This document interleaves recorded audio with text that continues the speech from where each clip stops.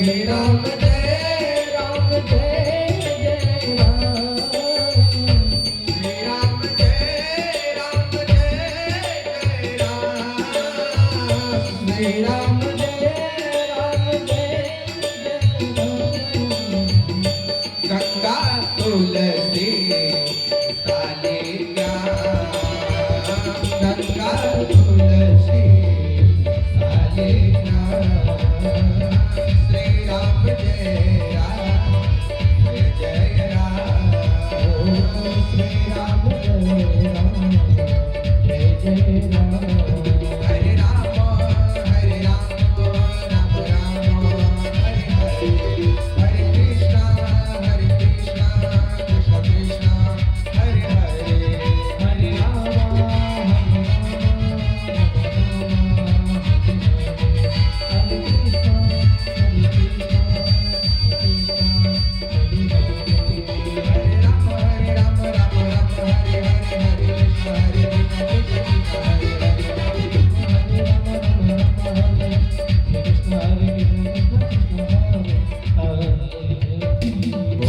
सीतापति रामचंद्र भगवान की जय हो। अब चलिए सभी लोग कथा में प्रवेश करें।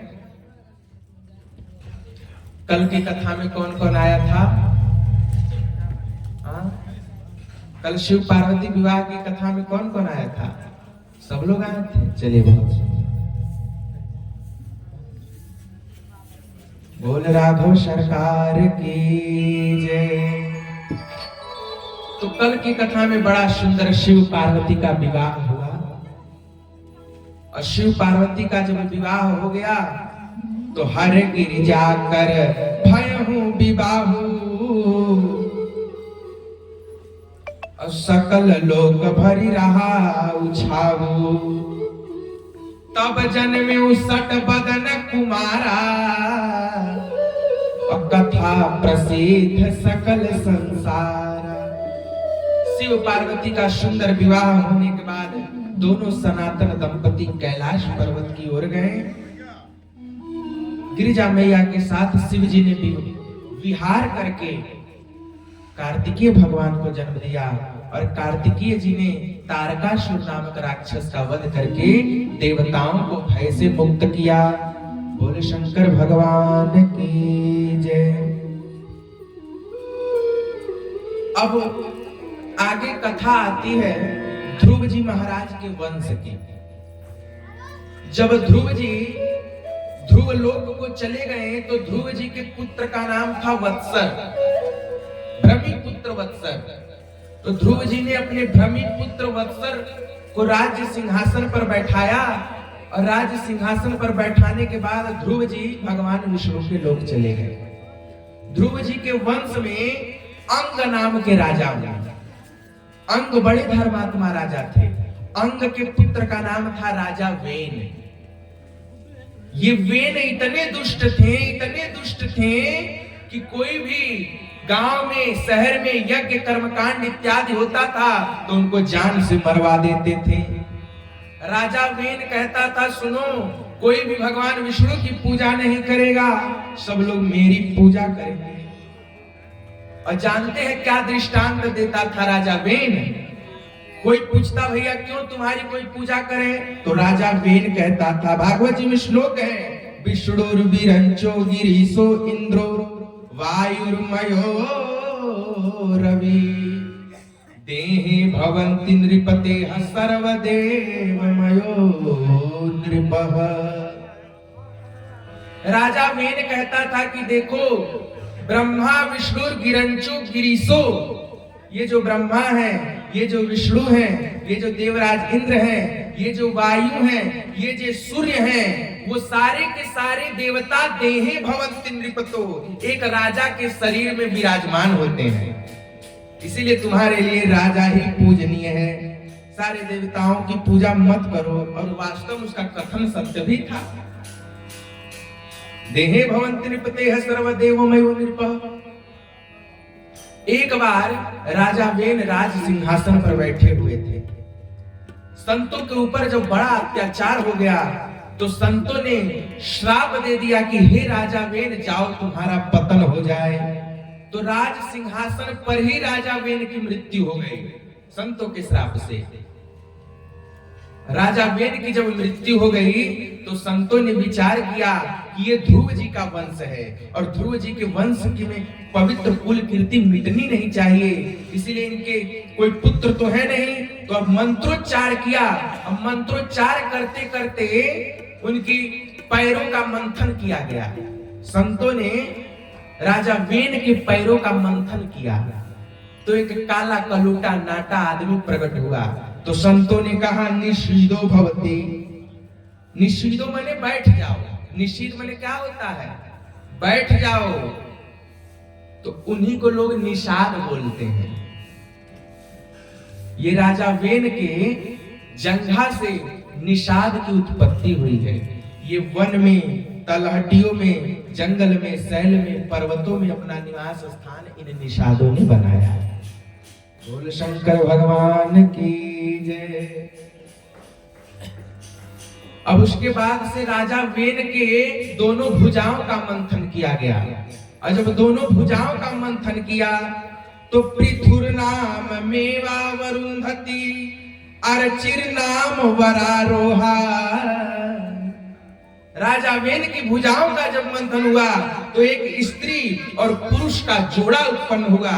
जो पुरुष था वो कोई और नहीं, साक्षात भगवान विष्णु के अवतार राजा पृथु थे। बोल पृथु भगवान की जय।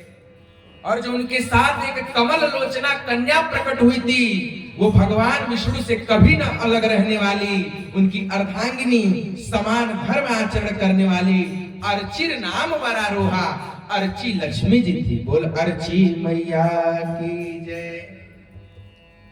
इस प्रकार से जब भगवान पृथु प्रकट हुए तो वंदी जनों ने स्तुति की। ये वंदी जन कौन थे? ये सारे देश के राजाओं को राजा वेन ने बंदी बना करके रख दिया था।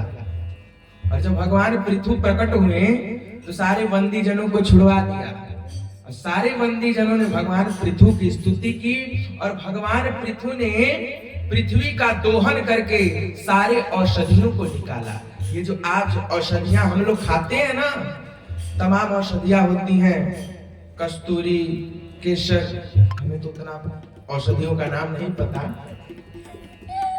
तो पृथ्वी का दोहन किया राजा पृथु ने और सारे औषधियों को निकाला। बोल शंकर भगवान की जय।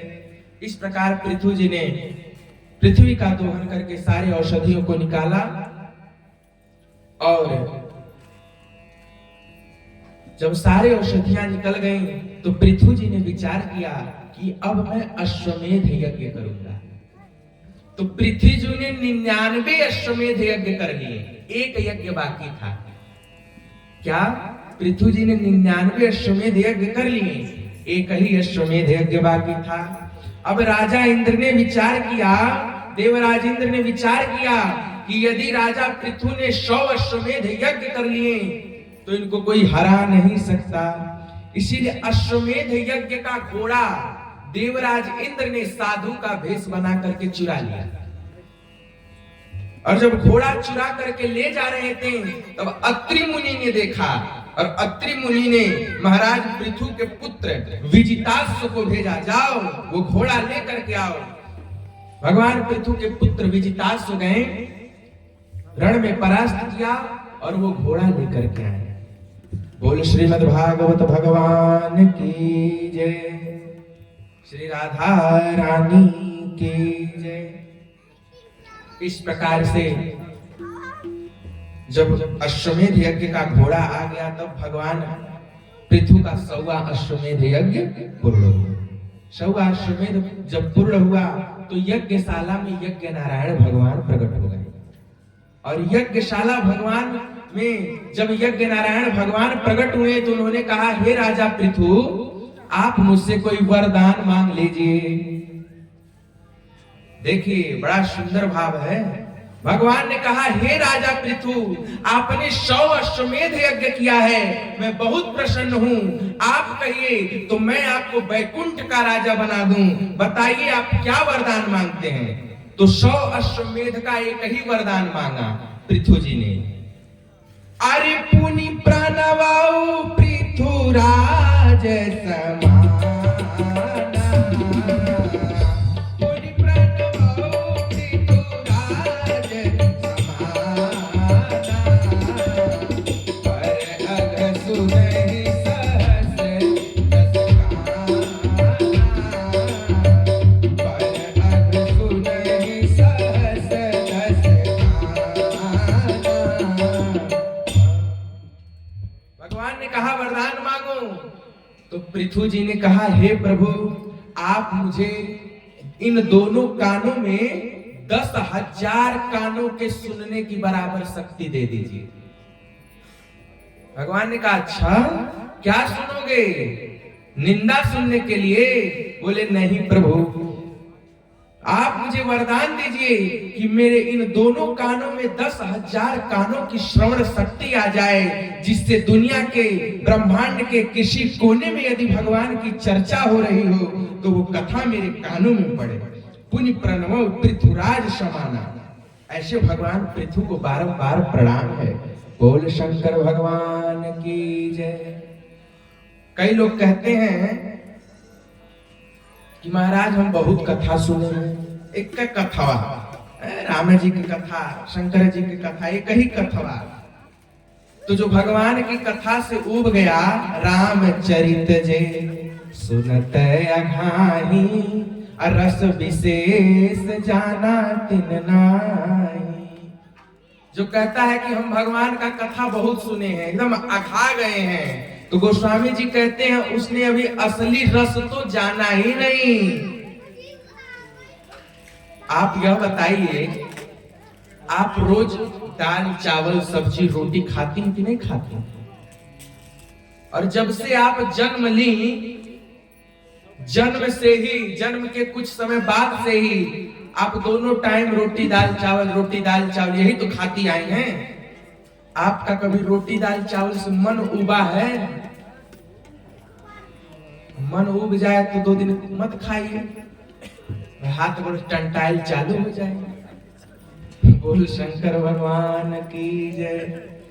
तो जब भोजन से मन नहीं भरा तो भगवान की भजन से भी मन नहीं भरना चाहिए। जब जब आप भोजन करते हैं तब तब एक जिह्वा को नवीन स्वाद मिलता है। जितनी बार आप भोजन का कौर डालते हैं उतनी बार आपको नवीन स्वाद मिलता है। उसी प्रकार जीवन की धारणा बना लीजिए कि जब जब हम भगवान का भजन सुने हमें एक नवीन धारणा मिले, नया अनुभव हो। जब ये भाव आ जाएगा तब आपका जीवन सार्थक है। बोल शंकर भगवान की जय। इस प्रकार महाराजा पृथु ने 100 अश्वमेध यज्ञ किए और फिर से अब अश्वमेध यज्ञ किया है तो दक्षिणा देना भी जरूरी है। तो ब्राह्मणों को क्या दक्षिणा दिया? जितने भी सोने के पात्र थे, यज्ञ में जितने भी सोने के पात्र थे वो सारे सोने के पात्र राजा पृथु ने ब्राह्मणों को दे दिया। और श्रीमद् भागवत जी में लिखा है कि राजा पृथु ने यज्ञाचार्य को इतना दान दिया, इतना दान दिया, इतनी दक्षिणा दी कि महाराज वो लाद कर ले जा ही नहीं पाए और सारा धन गरीबों में बांट दिए। बोल शंकर भगवान की जय। यज्ञ की पत्नी का नाम है दक्षिणा। यज्ञ की पत्नी का क्या नाम है? भगवान विष्णु के 7वें अवतार है यज्ञ भगवान, उनकी पत्नी का नाम दक्षिणा। और बिना दक्षिणा दिए यज्ञ संपन्न होने वाला नहीं है। गुरहुपुर में एक बड़े कंजूस सेठ जी थे, सुनम। गुरहुपुर में यही जाके बात की है। एक बड़े कंजूस सेठ जी थे, कभी भी दान नहीं किए थे, कभी जीवन में दान नहीं किए थे। तो उनकी पत्नी रोज बोलती, अरे पटेल जी के घर में बाबा जी आए हैं, जाइए ना 10 रुपया दान दे दीजिए। बोला ना हम 1 रुपया दान नहीं करो, जबले जियब तबले दान नहीं करो। उनका नाम था दान चंद्र। क्या नाम था? नामवा रहे दान चंद्र, बाकी वहां कंजूस। अब उसकी पत्नी का नाम था लक्ष्मी। तो माताएं तो लक्ष्मी होती हैं, इसमें कहना क्या है। तो पत्नी बोली जाओ कभी दान उन कर लो। बोला ना हम दान नहीं करेंगे, जब तक जिएंगे तब तक दान नहीं करेंगे। तो उसकी पत्नी ने कहा चलो दान नहीं करोगे तो कम से कम गंगा जी नहाओ। क्या बोली? कम से कम दान नहीं करोगे तो जाओ गंगा जी नहाओ। बोला ना गंगा जी नहाए जाए तो हो जाके पंडा सब 150 रुपया ले लिए, हम गंगो जी नहाए ना जाए। तो पत्नी बोली नहीं नहीं, माघ का नहान लगा है, जाओ कम से कम गंगा जी नहाओ। और उसके घर से गंगा जी केवल 10 किलोमीटर दूर, फिर भी नहीं जाता। एक दिन पत्नी पीछे पड़ गई, जाओ। बोला चलो आज चला ही जाता हूँ। पत्नी ने कहा लिए 100 रुपया ले, घाटे पे जाए बछिया छूले बा प्रसादी लेके चली आई। बोला पैसा दोगी तब तो नहीं जाएंगे, पैसा का नाम लोगी तब नहीं जाएंगे, रखो पैसा। बिना पैसा के गया, चप्पल पहन के नहीं गया। चप्पलवा क्या नहीं खिया जा टूट जाए तो। हम बाइक से भी नहीं गया, पैदल गया, 20 रुपया का पेट्रोल जलेगा। बोल शंकर भगवान की जय। अब गंगा जी के किनारे गया तो देखता क्या है, अरे बाप रे बाप, गंगा जी के घाट पर केवल पंडे सब भरे पड़े हैं, खाली पंडे भरे पड़े हैं। अब जब पंडों को देखा तो सोचने लगा अरे बाप रे, नाही नाही में 150 ले लिए।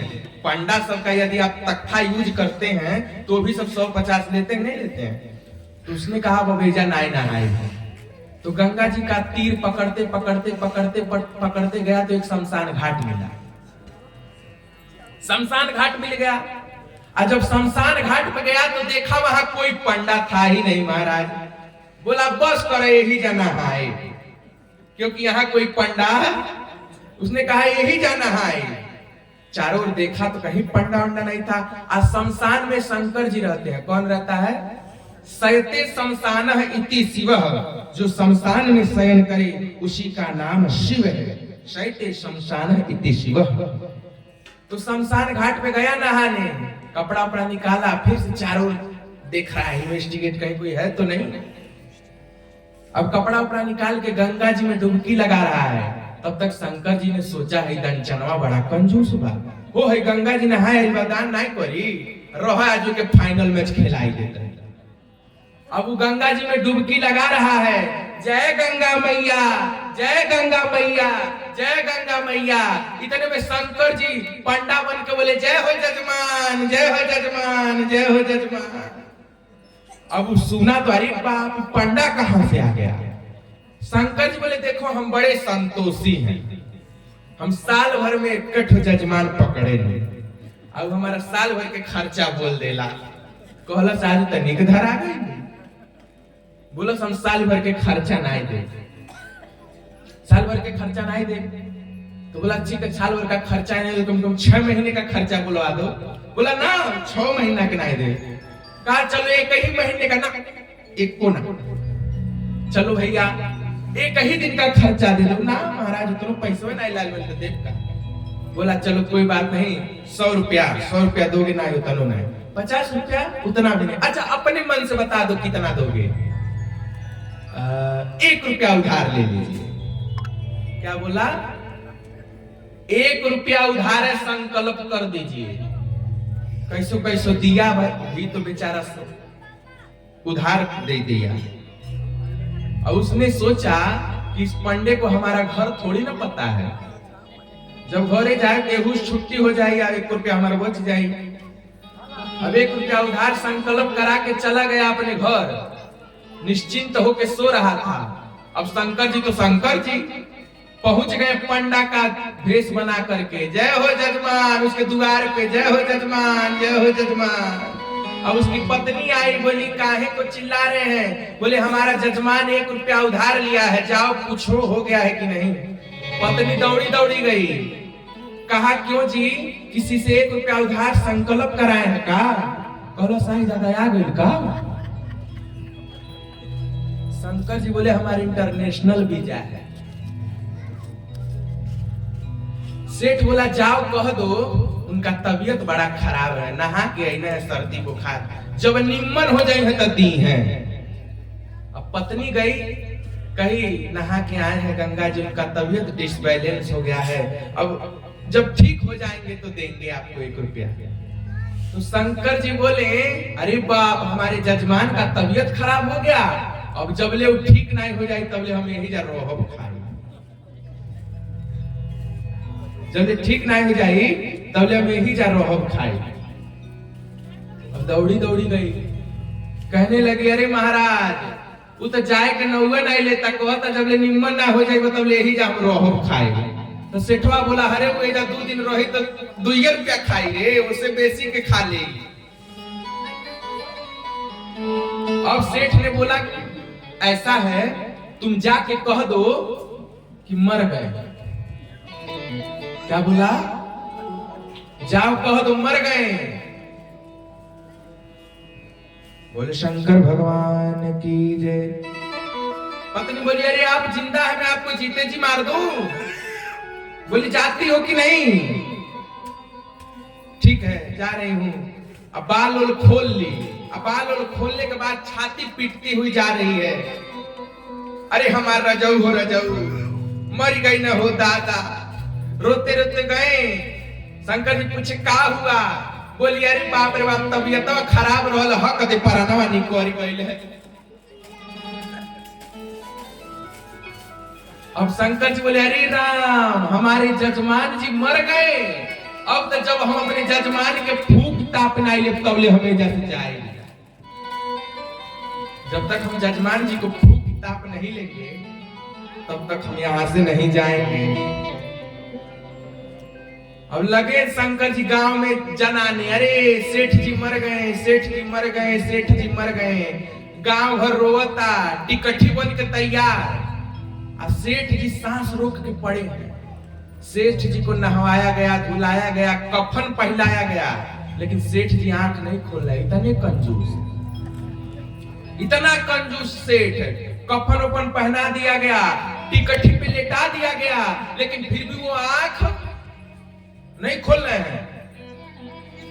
अब तो गांव वालों ने अर्थी को उठा लिया, बोले राम नाम। पत्नी सोचने लगी, बुझा तो सही हम जरा दी है कुल, लेकिन ये अपन अखिया ना खोलती। उठा के लेके जाने लगे सब। पत्नी बोली, अरे ये मरे नहीं है, ये मरे नहीं है। गांव वालों ने समझाया, देखो बेटी,